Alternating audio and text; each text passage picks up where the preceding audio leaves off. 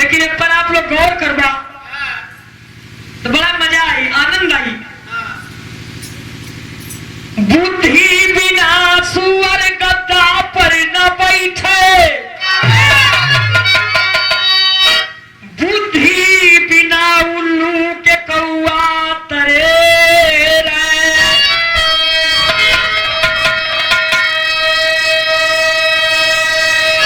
बुद्धि बिना गदहा के गोरू तरे रहे।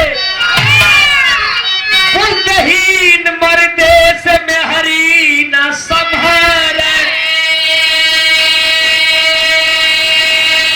कीचड़ में कीच मिले, नीचे के नीच मिले। अरे चोरे के चोर, लत खोरे के लात मिले।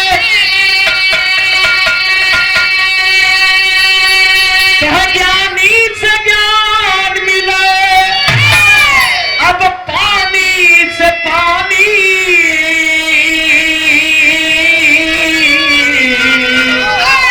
ए भैया दो ठग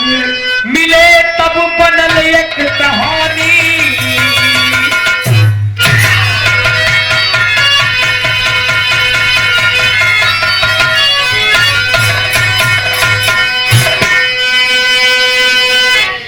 कहानी हमार शुरू हो गई। दू जे ठगन कर तनी देखा। एक जे ठग परदेश से आवत था गौतम भैया, काफी माल लेके चलल हो, स्टेशन पर उतर गए। स्टेशन पर उतर गए तो और स्टेशनवा पे एगो ठग बा देखलस। सलाम दुआ भैल, पलंगी भइल, कहल कि हो तो बिरादर लोगत हो।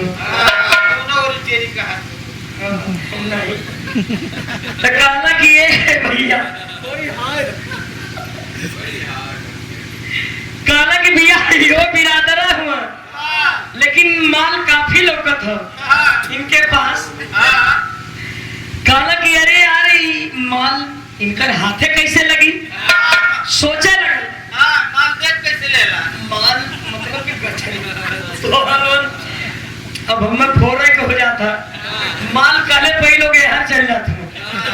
कि ये भाई कुसुम के नाम कहत हूँ। अच्छा तो ऐसा करो बात नहीं, कुसुम के कुछ ना कहो। नहीं अरे तो आप कही नहीं, हम कैसे कह देते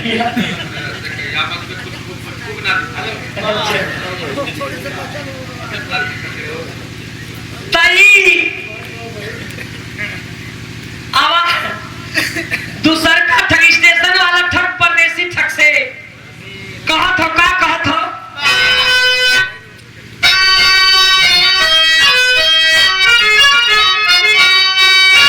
एक ठग उतरल स्टेशन से,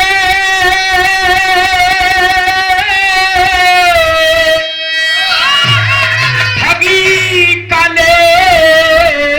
करमा।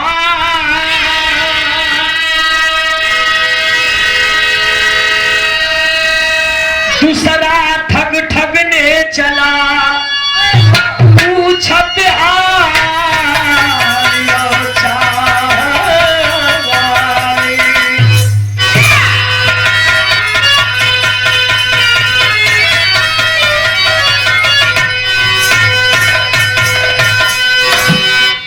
स्टेशनवा वाला परदेसी ठग से हाल चाल पूछत हो।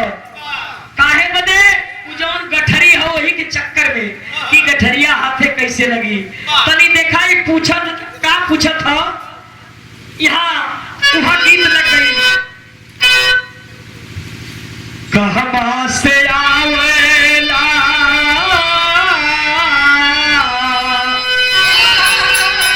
कहवा से आवेला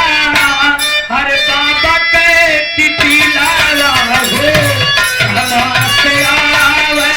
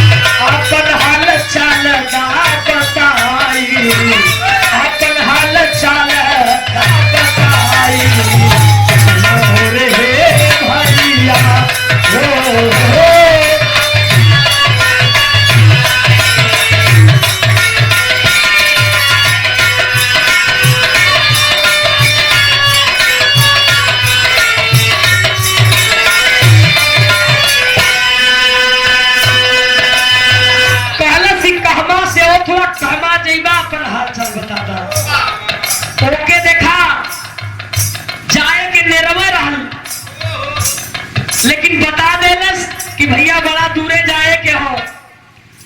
अब इतना बताए के आगे देखा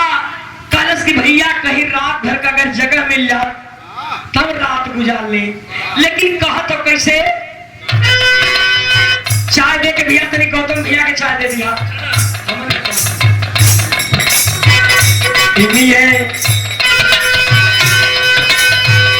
कवा कहेला हम बाकी पारा के सिया हो।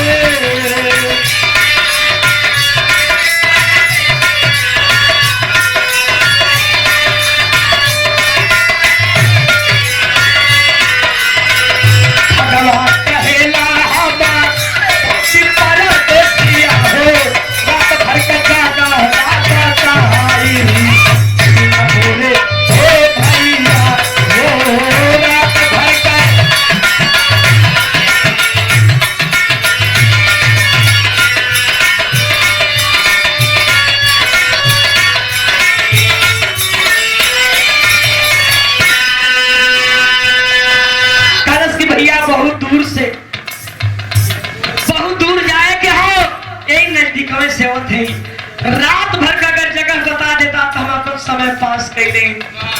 कब ठीक है ये सोचनस कि जैसे लोग भाव वैसे भाई ये हम चलतो है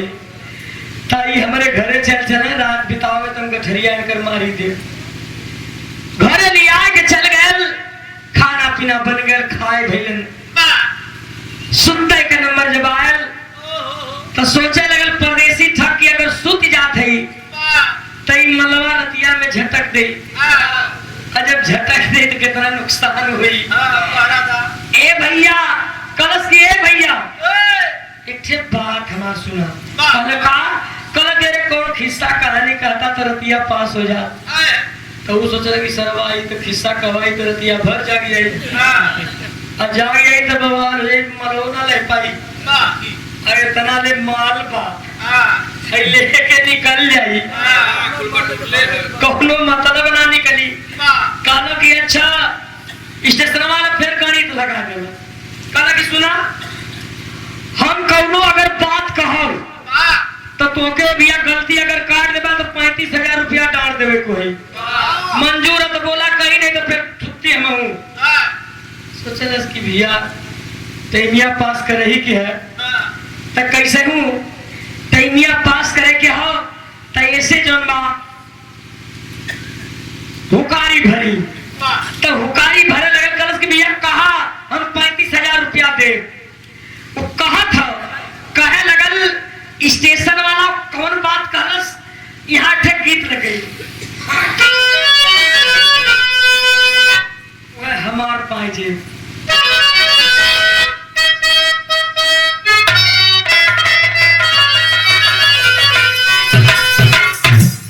अरे हमार पाए जे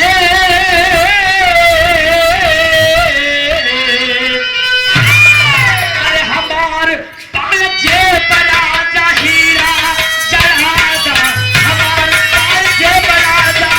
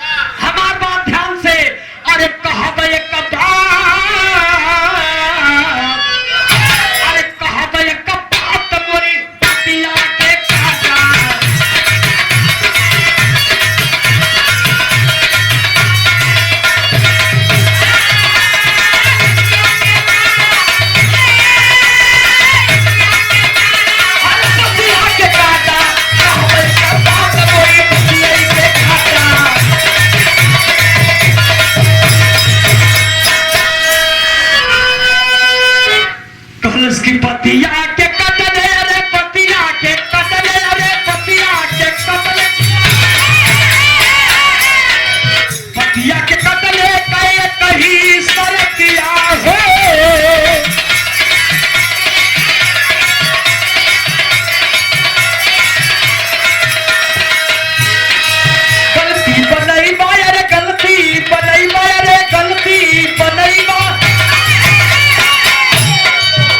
बेटी बनाई बाप कमाई के परी छतिया हो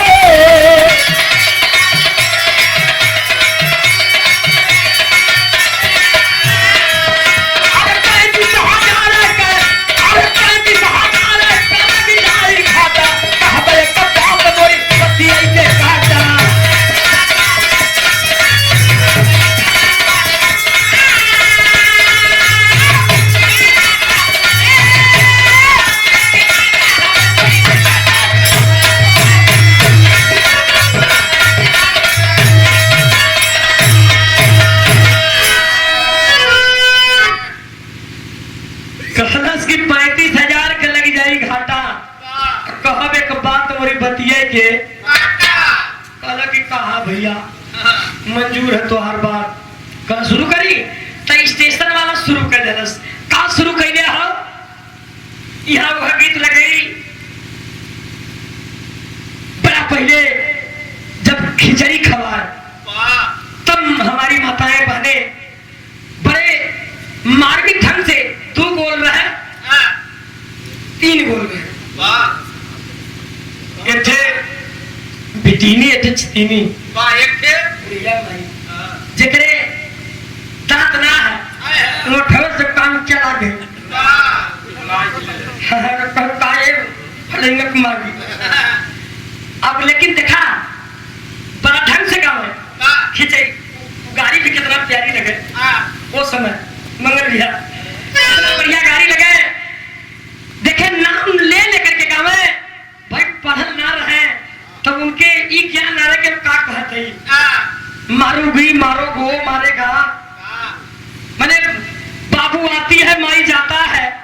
मुझसे स्त्री पुरुष से कोनो मतलब ना रहे तो यहाँ वह गीत लगे जावा चाय ढाई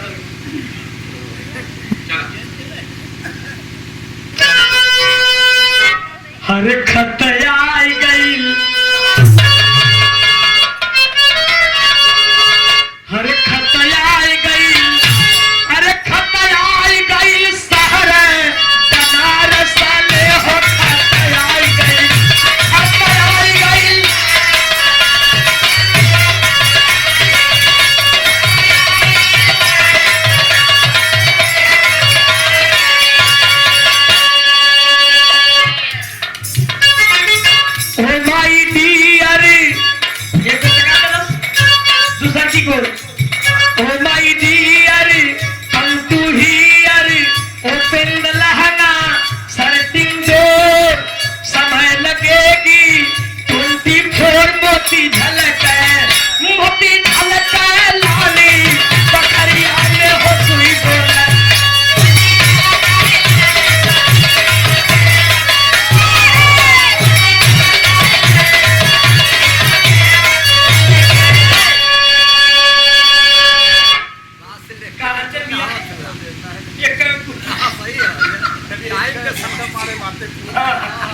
भाई दूसरे सबके पहुंचा दे तब मोती झलके लाली बखरिया में सुई डोले कलाईदार घड़िया में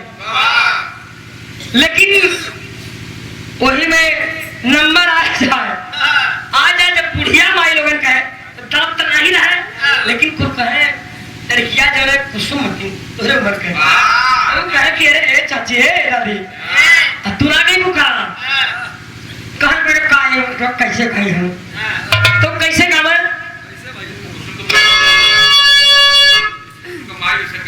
कुछ आज मारूंगी कुछ काल मारूंगी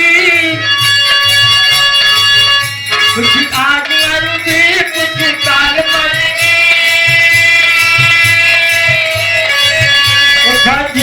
दीवारी के बाद मारूंगी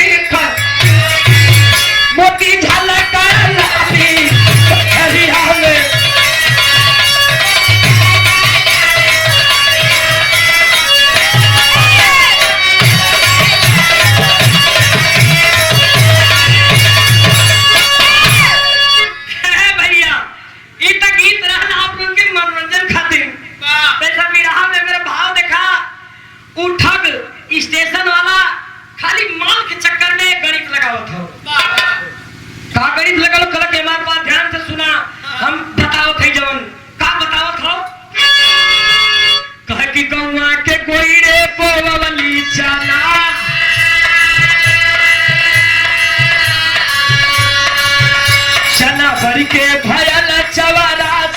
मुना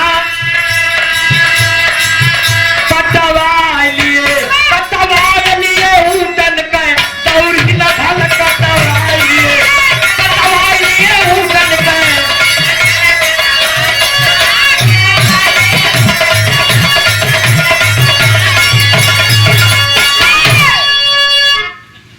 कहलस की एटा चन्ना का दाना रह गौवा के गोइरवा अपने घुरवा में फेंक दे और सरवा भुजल चना रहे अब जाम गल भैया अब जाम गल राजेश बाबू अर्जन भैया जब जाम गल चन्ना भुजल का वाला अरे साला भुजल चन्ना जामी का लेकिन भैया गलती काटत है 35,000 भी तुरंत मेरे तनिको यार वरना कल की नहीं ठीक है सही है लाइन पर होगा कल की लाइन पर होगा कल की बिया तब फैल का कल की ओके गंगा के गोड़े में बोल दे और सरवा जान गल ते इतना बड़ियार भैल गंगा छेक लेलस कल ना कल की हां तेरे सरवा जेकरे झूठ बोलत है लेकिन अब और कटहू के ना कटलस तो 35,000 रुपया कलश की अच्छा भैया तो आगे का भैल कल इतना बरियार भैल कि जब कटवा दिली तो 80,000 उठन के दौड़ी न धर हाँ जेकरे एकदम कहला कि 80,000 उठन के करती हाँ कहला कि अच्छा था फिर कहला कि सुना कोई में थे तो हमार हेरा गए कहले हेरा गए कहला कि फिर कहला कि आगे का भैल तो कहता सुना क्या कहता नतवावत मिलन नाओ सावत मिलन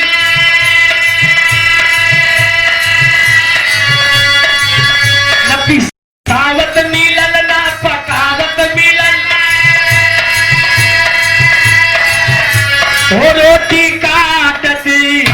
अरे रोटी काटत कटाते से गईले दबाए हो रोटी काटत कालस की ना सौता का मिलल अन पिसौता का मिलल अन पकौता का मिलल जब लिट्टी तैयार हो गई जब दांते से कटली कच दे आधा भीतर हो गए आधा गजब बोलत बा कहला कि अच्छा झूठ तो जेकरे बोलत है कहला कि भैया आगे का भैल कहले ने मतलब कुल हम कहा आगे का भैल अरे तो हम कुछ कहा कहला कि हमरे तो कुछ ना आवल कहला कहबा कि तब ले तक कहलस कि रुका कहलत कि ठीक है कहब लेकिन देखा भाई जवन शर्त लगल रहली है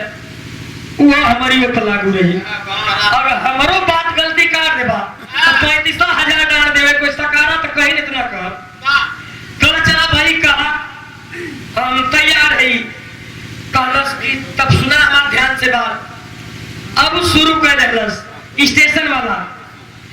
हाँ परदेसी ठग शुरू कर देलस तक का शुरू कैलस यहाँ तक गीत लगई वह पिया परदेश गए तार लगल चोटिया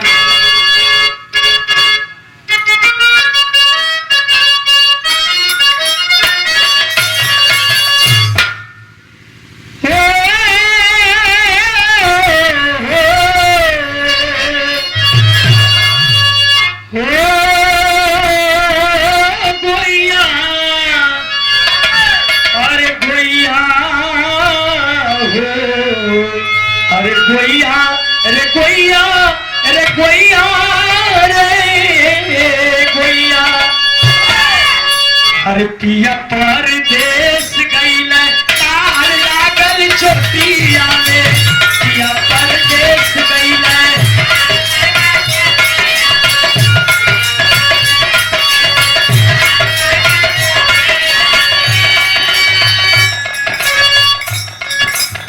लेकिन स्टेशन वाला ठग शुरू कर देलस अपने दादा से हम 40 साल देते हई अपने दादा से 40 साल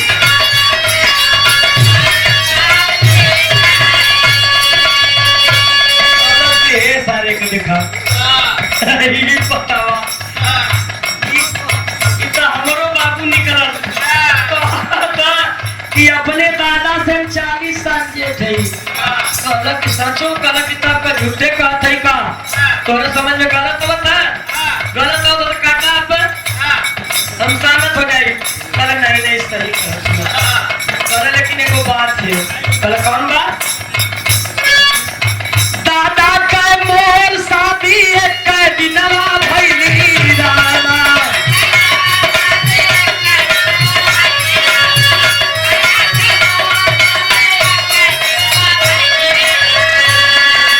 कहलस कि 40 साल में जेठ है, लेकिन दादा के हमार शादी एक दिने एक मड़वा में भइल। कहलस कहला आगे माई तमिलन मोर महिमा सुना है भाई, माई तमिलन सुना।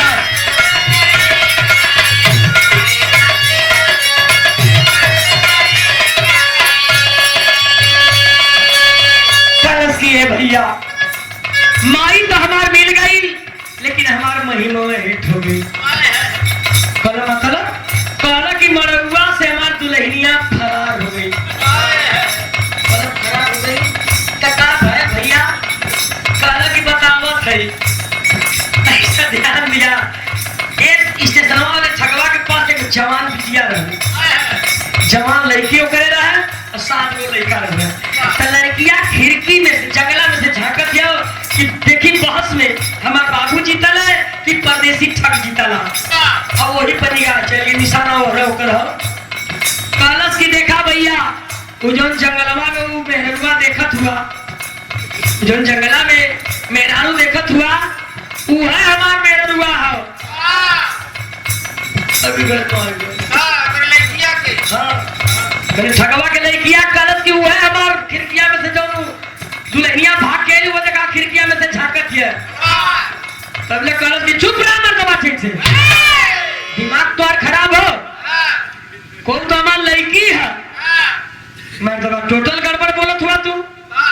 कहला कि जब गड़बड़ बोलत है, गलत बोलत है, तो ठीक है, तमा तो बात हो ही चुकल हो। 35,000 फंस गया। कहला कि यार ये तो बड़ा बुरी तरह फंस गई। कहला तू ही कहले रहा, तो एक काम करा कि 35,000 रुपया देता, नहीं तो ये हमारे मेहरारू को विदाई कहना। अभी तर्क करे लगल, सोचे लगल कि विदाई कहने थी तो लड़किया के लेके जाए कुछ दूर पर लेकर हमारे साथ हो जाइए, छीन ली है, लेकिन पैसा दे तो सरवा लेके निकल ले। घर तो निकल ही नहीं जाए कहा। कल ठीक है भैया, टेंशन मत ला, चिंता मत करा, हम विदाई कह देते। विदाई कह देलस, जब विदाई कह देलस भैया, तो यहाँ कवि जी तेरी लिखत हो।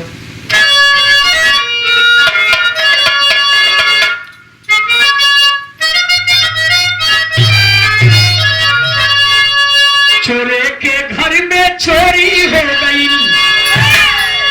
अरे चोरे के घर में चोरी हो, अब चोरे के घर में चोरी हो गई। ठगवा ठग विद्या से ठगले नवल किशोरी, अरे किशोरी किशोरी।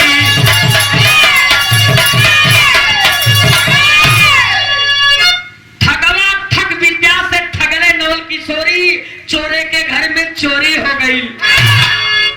अब देखा तो दुल्हन लिया के चल गए, और जब दुल्हन लिया के चल गए तो एक पास 7 गो बेटवा हुन, 7 बेटवन के बुला के समझावत हो, और समझावत हो तब ले वो अपन दुल्हनिया पहुंच जाए के रहल, दुल्हनिया पहुंचा के पिछवरवा उख रहल, वही में बैठ के वो सुनत चुप पैचा। ये समझावत होता है, सुना देखा का समझावत हुआ। अपने 7 बेटवन के समझावत हो, ठगवा अपन दुल्हन पहुंचा के वही उखी में पीछे बैठ के चुपचाप सुनत है राजेश भैया, और सुनत ही समझावत हुए इनके पता कि तो गए सरवा वास्तव में सब लड़कियां छीन के आ जाई, लेकिन तनी देखा आगे इस समझावत का हो सुनत का हो कैसे। अरे 7 लाल ठगवा के रहले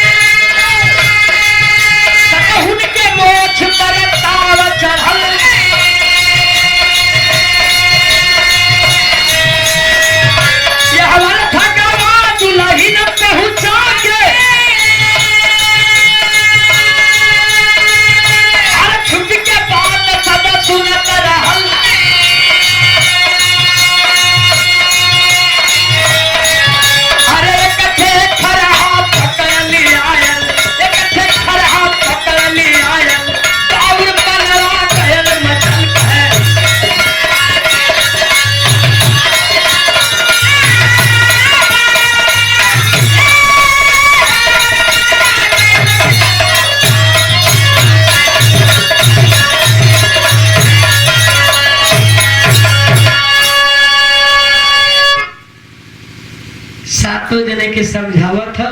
कि बेटा तो हम लोग के पाल पोस के सयान जवान कह देली और सरवा के ले आए हमें लड़की के लेके चल गए जा रास्ते में से छीन के लिए ये लोग तैयारी करत हुआ कुछ सुनता रहा यहाँ से जब रास्ते में गए तो दू ठे खरहा पकड़ लेलस एक खरहा अपने दरवाजे पर बांध देलस एक ठे खरहा नदी के किनारे लेके चल गए ये लोग पहुंचल हुआ खोजत खाजत कहना कहा नदी पर पहुंचना कहना के रे अब मेहरारू से सेटिंग बना दे ले कहना कि सुना खीर पुलाव वगैरह वगैरह बनवले रहा और काल हमारा सातों सार होगा दुल्हनिया जब तो कोनो मेहरारू अपने भाई भतीजे की सुने ली तो बड़ी तैयारी मन से करे ली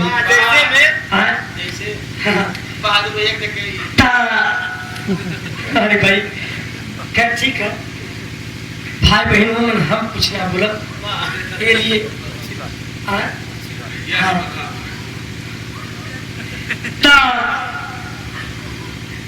अब देखा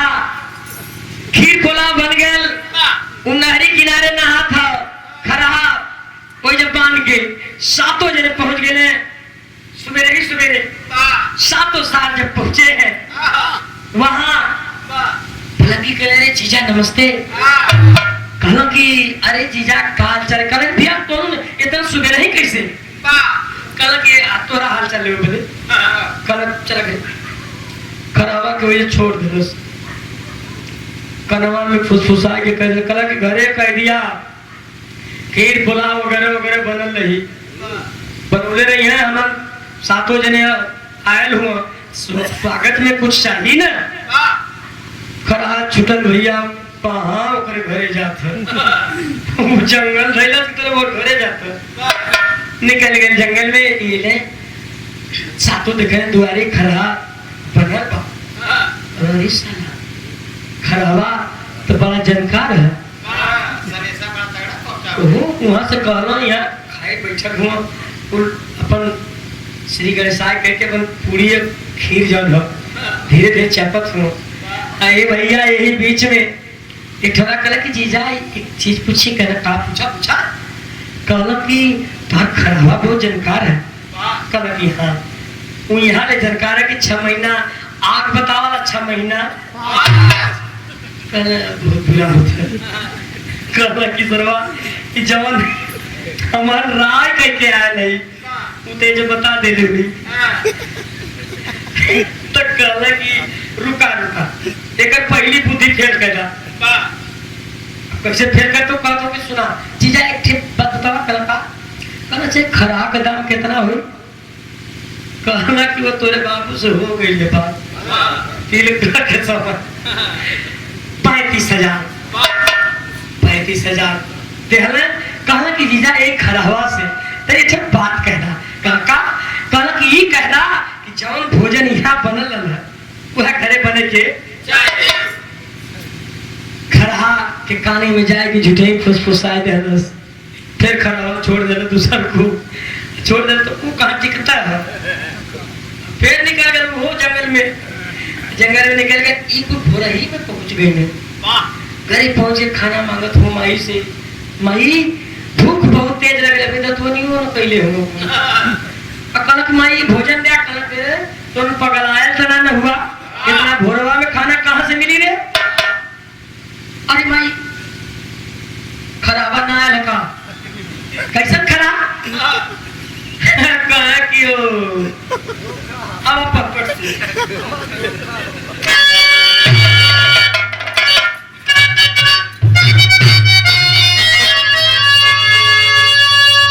की अरे रसरी छोड़ले खरा भयल अब फरार बहदोई ठगल अरे रसरी छोड़ले खरा भयल फरार बहदोई ठगल कह कि घरे पहुंच के छंक सातों सार बहदोई ठगल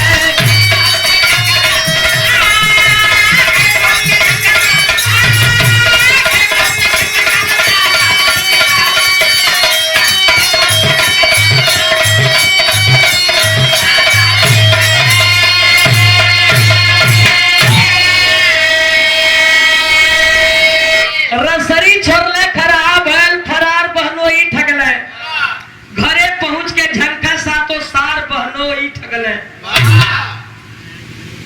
कि सरवा बाबू के तो ठगबर कैलस हमनो के ठग देला फिर राय करत हो अपने में कुल एदा का राय करत हो कुल कह कि राय करत रहला कि चल के अब हद मारल जाई हो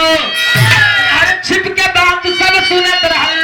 अरे दुई लाठी लिया बनाई हो अरे झिलना चल पाई में माई के दे बटार बहनोई ठगले हो सवेरे पहुंचे सातो सार बहनोई ठगले ए भैया अब सातो ठौरा कहलो कि सारे के ना फेर मारल ले ऐदा मारल ले कायदे से एकर समझ में आ जाई एकर गर्मी उतर जाई सरवा हमन के ठोक के चल गल ए दिया फिर सुनत रहा कोई कि हम बैठ के सुनत है दिया का करेस की तू थे लाठी बनवलस लाठी बनवलस एक लाठी के ललकी में रंग दलस ललके रंग में एक लाठी के पियर के रंग में रंग दलस इन हमसे पहले ही पहुंच गई माई से अपने कलश की माई देख आज हमारे साथों सार वाला हूँ तय चल तुम्हारी हमारी जान बची नहीं तो बची बची बतारी कल बेटा कैसे कल की माई दे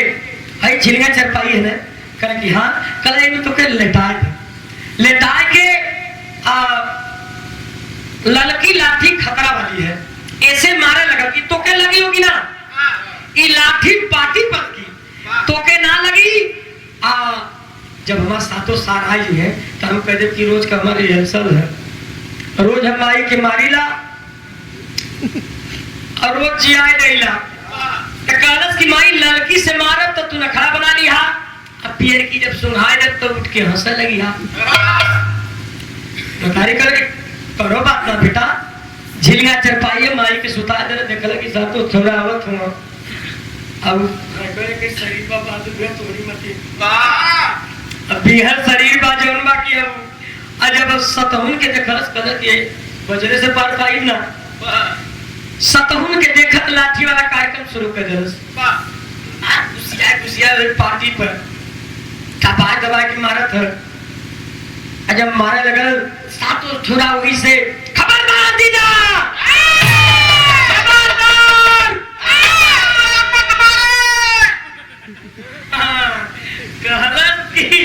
कहला को कि अब मत मरिहा अब मरिहा त गौआ मरिहा कल कैसे तोहरा का घबरात हो का बात है कल के यार तू तो मार के मुआ जला या के कल जरा मदद तू अनु समझ ही न पाओ तू हमार बात कल का समझे के मन का समझे के है कल के रे यार ये हमार रोज के काम है रोज माई के मारीला रोज जियाई देला कल यहाँ कल कैसे कल किए भैया फिर आजा हमारा कहे कि सतहुन के देखत लाठी अब सतहुन के देखत लाठी मारे पाटिया आए भैया सतहुन के देखत लाठी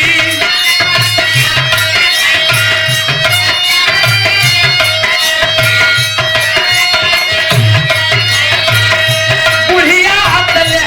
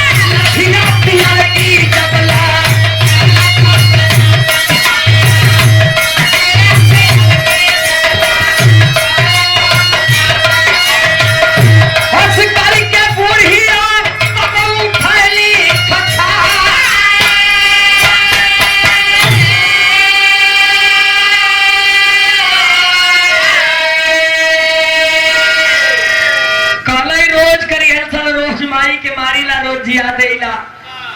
तू कहला वो कैसे? कहला कि यार ये तो ना समझ भी बालू। कहला कि देखा लड़की समझ ली है ना? कहला कि हाँ सही है। कहला कि भाई पिया की देखा तुम्हारा कहला हाँ सही है। कहला जब सही है तो पूरी सही रही। कहला कि या अपने माई के कोई नदिया के लगा दे तो बात सेटिंग में है। बुढ़िया के हंसे लगा के साला हाय देखा मतलब खरा छोड़ा भाई निकल गई साला बहक गए भाई तुम्हारा बहक गए। लेकिन आई लाठिया तो मतलब एक बड़ी कीमती बा। अगर ई लाठी अगर ले जाई तो हमन जब चाहे जाई माई बाबू के मुआई दे ले जियाई दे ले। कहला कि बस काम हो गए। अब इनके सरों पे चला क्यों ना लगी लठिया में ले जाइए आगे कैसे लगी? कहला कि ठीक है। कहला कि जीजा कर दाम कल दाम तो उतने तय हो गया तोरे बाबू से। कहले नहीं 35,000। कहला कि ला नगद देने को लेके चली गए। आ गई घरे भैया बाबू माई के पलक की कह के गोड़ पर के बाबू माई कहना कि कहा बात है बेटा बड़ा खुश होगा। कहला कि खुश है मन? अरे हमन तो ऐसा चीज पा गए है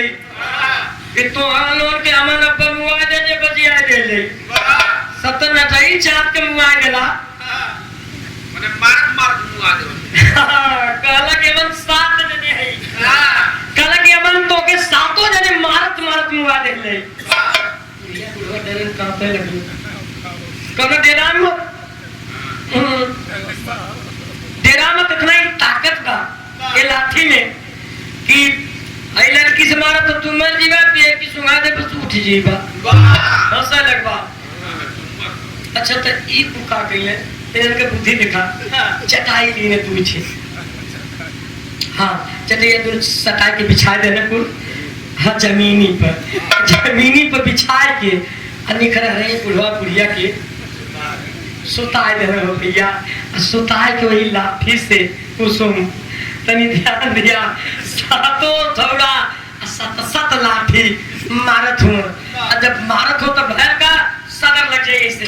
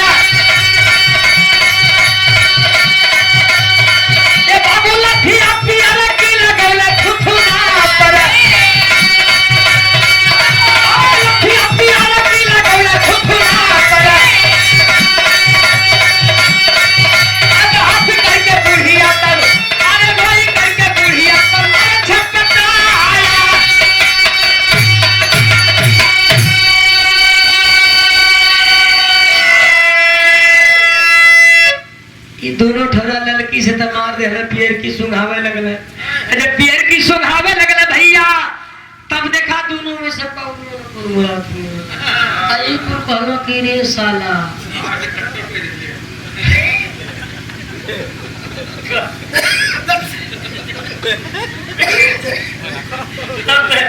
इतना चाप चाप के मरने अरे पेट तो बिगड़ ही गई राजेश भाई।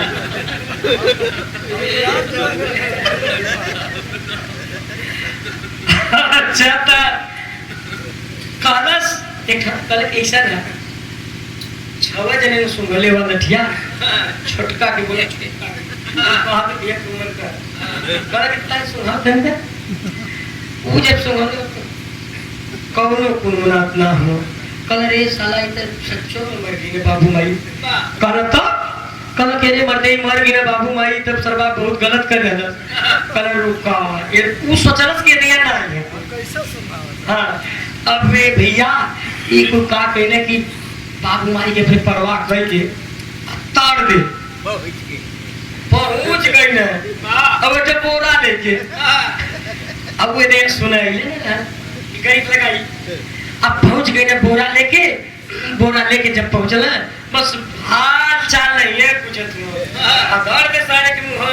के ऊपर से बोरा में डाल देना अरे नीचे बांध उनके में लेके निकल देना और निकल देना तो ये गंगा जी के किनारे जो है छट दे जाके फेंक देना धम दे अब धम दे फेंकना तो वही में से देखा यही कजरा के मारने वाले से बड़ा बचाने वाले का हाथ होता है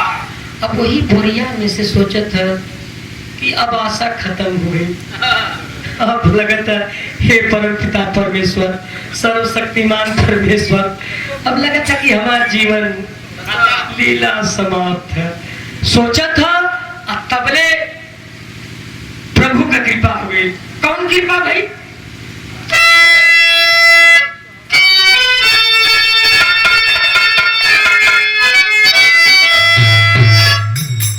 सोचे ठगवा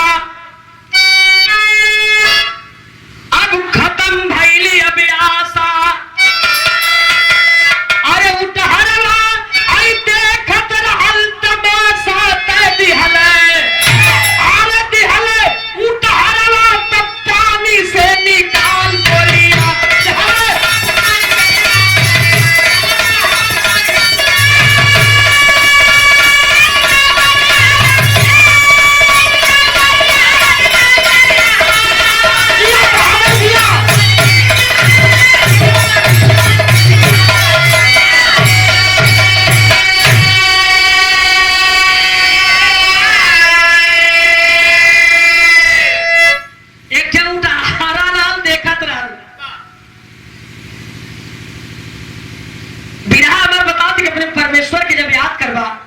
जरूर तो हर सुनी है वही में जब जान गेल के कोनो सहारा के वहिले ना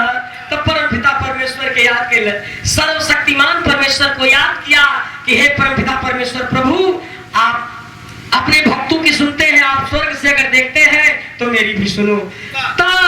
मुटहरवा का मनवा बदल देना मुटहरवा आगल गप दिया यहर आयल देखले तो कल यो ई सारे भैया चो बात भैया सात भाई हुआ तो लगा था माल काफी हो गया एक मन चुराव था हम पीछे हो थी तो हम खुदा लेके निकल जाए अपने घरे तब देख खुदा धमाक नहीं अब बोरिया निकाल के भरे कर अब बोरिया जब भरे कर डलस तो मंगला भैया बोरिया खोल देलस खोलने के बाद अभी मैं कापत हो कर कहला कि कैसे कापत हुआ का बात है कहला कापत है डरन ना कापत है कापत है ये बदे कि घरे हमारे मेहरारू है थे घरे मेहरारू हो अब बियाह हमार हो गए इस साले जबरी हमार बियाह कराओ बदे के यहाँ भैया ले जात हो मन कहना है कुल आज मुहूर्त बनल है बियाह के कहला तो हरो लगा दहावत हो कहला कि अच्छा था हमें को बात कही उटरवा से कहला कि का कहा कहला कि ऐसा न कि हमार बियाह ना भइल कहला का बात करत हुआ उटरवा कहला कि सही बात है हमार बियाह ना भइल भैया अगर इजाजत होके अगर मुहूर्त होके तो हमारे का मौका करा था कल का बैठा बझट ने बैठौलस अब बोरिया के मुंह ऊपर से बलल धकेल देलस अब उनका काम खत्म हो गया तनी सा बेहर देखा ई ऊंट पागल तो उन्होंने से पहले ही निकल गए घरे अगर ये पहुंच के चरपाई पर गद्दा उदा बिछाए के गड़गड़ा चढ़ा के मारत बा गड़गड़ा मारत है वो कुछ सातों पहुंचे की भाई ना ही चिन्हिन पाऊँ ना चिन्ह कहला कि वो है कोनो दूसर है बोरिया में से कैसे आ जाई ऐसा हो ना सकत उ ना हो सकला एकरा कलर सारी वो लगत कल हुआ कल की कैसे कल की अरे दिखता ना हुआ लगा सरवा कल की तब कि सरवा बड़ा पेचे ही हो गया कल तब कल की ये भाई कर हाथ गोड़ जोड़ ले काम चाहिए तो कल चलो का तनी हाल चाल पूछ ले कहत हमको हाल चाल पूछे तो कैसे पूछत हूँ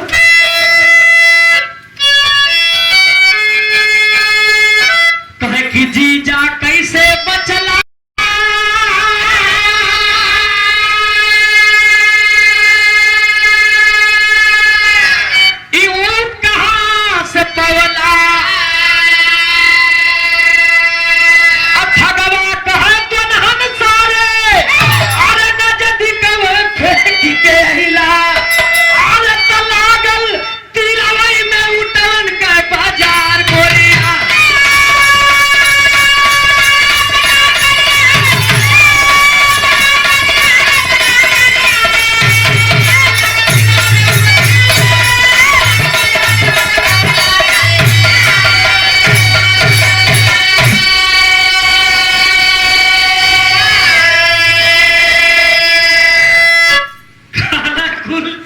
जीजा कैसे बचला आई मुठ कहां से पौला अरे साले तुम लोग तो गलती बहुत बड़ी कर दी तू गलत फिर उदास हो गए कल की कैसन कहला कि अरे सर तुम इतना बढ़िया कलर कौन गलती हमन कैली बतावा बतावत हो कहला कि गहिरे फेंकले होता ता हाथी लेके आई और ये सोन तो फेंक देला तामी है ऊंट रहल ऊंटन का बाजार लगेला उसे पकड़ के लेके चले जी कहला अगर गहरे फेंकले होता सो ता हाथी घोड़ा सोना चांदी सरफी यही कुल लेके आ तो कहला कि ये जीजा हमन तो गलती कही देली तू गलती मत करा आ जितना हमन वहां से लेके आवल जाई हमन से आधा तोहार नहीं कहला कि हाँ तो जैसा रुपया भाव वैसे भाई कहला ले जाए के गंगा जी के किनारे क्या करना कहे कैसे बचला ये ऊंट कहां से पौला ठगला कहे तुम हम सारे अरे नदी कवे फेंक के अइला लागल तिरवई में उठवन के बाजार बोरिया कलश की गहरे फेंकले होता तो हाथी लेके आई ठगवा कहे तो नहन सारे बनली बढ़िया साई ठगवा सोचे शायद किस्मत जगल हमार गोरिया ए भैया कलश की ऐसा बढ़िया तकदीर न बनी सातों कल की जीजा अब हमान के ले चल के फेंक दा आ जितना तोहार कमीशन होई उमन से मन आधा दे दे कल ठीक है गंगा जी के किनारे ले गए 7 गो बोरिया लेके गयल त सातहुन के कैलस का सतहुन के ठगहरवा अब फेंकलस गहिरे पानी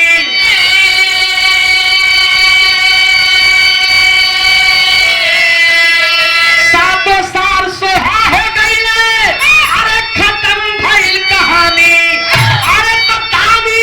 दुनिया अंदर बुद्धि का बाजार बोरिया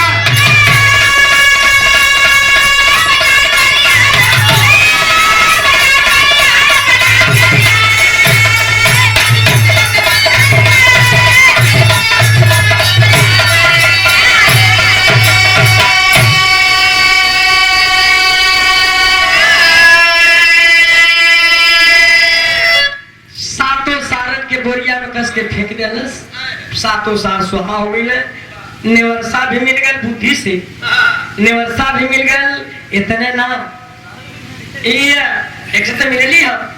लेकिन 7 गो सरहजियो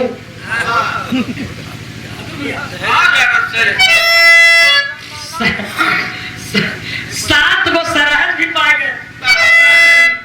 एकदम मौज से वहाँ यहाँ चाहे जहाँ रहो मौज से एकदम ससुराल भी करता घरे भी तो एक ही कहा जाना बुद्धि बुद्धि आपके पास है तो सब कुछ हो सकता है